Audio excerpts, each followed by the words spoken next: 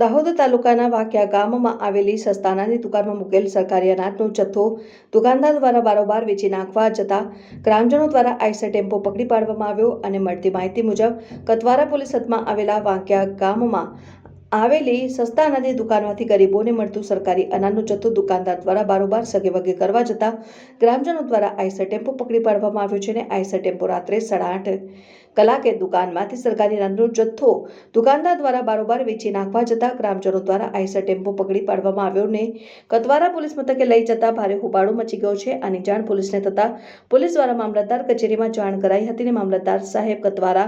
Police સ્ટેશને આવી Eicher ટેમ્પોને કબજો લઈને તપાસ હાથ ધરી હતી અને આ વિસ્તારમાં વારંવાર સરકારી અનાજ વેચી નાખવાના બનાવ બન્યા કરે છે, છતાં તંત્રના પેટનું પાણી હાલતું નથી। ગરીબોને મળતું સરકારી અનાજને અનાજ માફિયાઓ દ્વારા વેચી મારવામાં આવે છે,